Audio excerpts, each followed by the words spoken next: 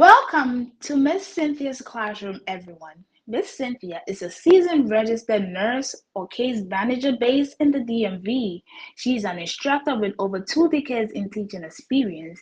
That is not all, she's also the CEO and program coordinator for the Cambridge Nursing Academy in Maryland. Ms. Dixon owns several successful healthcare businesses in the US. She's also married with 2 daughters. She's excited to have you here. Now, have your notepad and write good notes.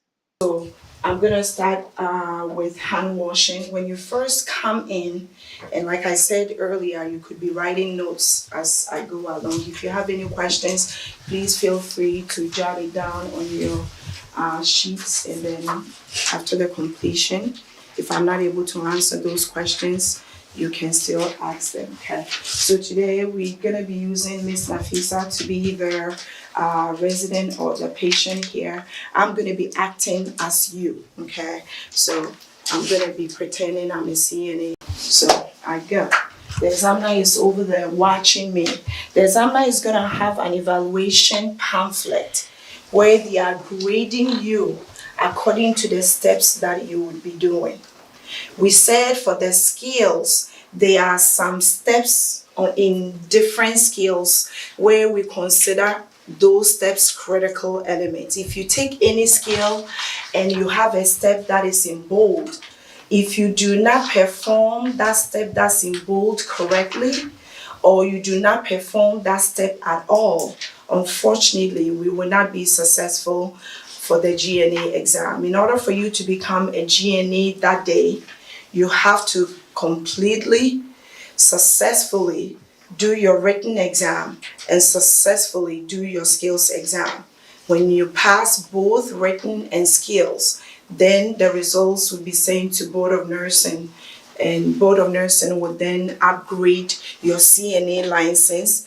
And henceforth, when you look up yourself on Board of Nursing's registry, your name will come up and it will say CNA/GNA with your license number, of course. All right. So I'll start with hand washing. This is what you would do the day of your GNA exam. Once again, hi, Miss Nafisa. My name is Cynthia. I'm going to be your CNA for today, and I'm going to wash my hands. I'll be right with you. Okay.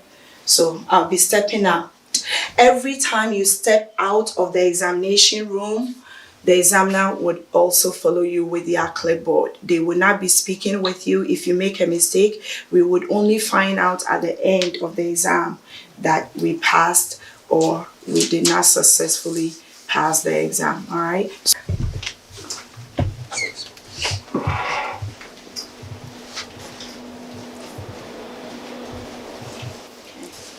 When you get to the hand washing station, all right, if you have long sleeves like myself, this is what you would do. The first thing you would do is to rinse the areas you will be washing, which is your hands and your wrist. Okay. Once you rinse your hand and your wrist, you want to point your fingers down to the sink, and you're supposed to be demonstrating the friction path for at least 20 seconds. So this is what you'll be doing. Okay.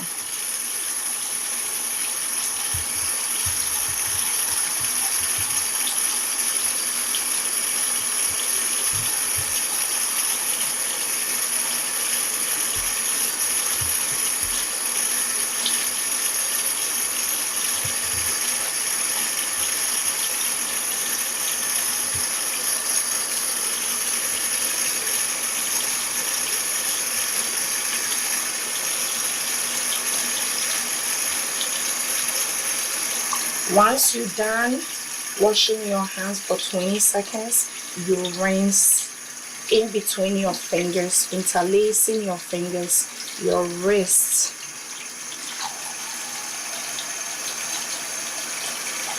as well. Once I finish rinsing, I get 2 paper towels and I dry from my fingertip to my hand and my wrist. Do not forget to dry from your fingertip to your wrist. You discard your paper towel, you take another paper towel, and you turn your faucets off. That completes hand washing skill. Share, comment, and let me know what your goals are in the healthcare industry.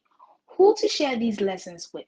One, anyone enrolled in a CNA or GNA class or thinking about enrolling.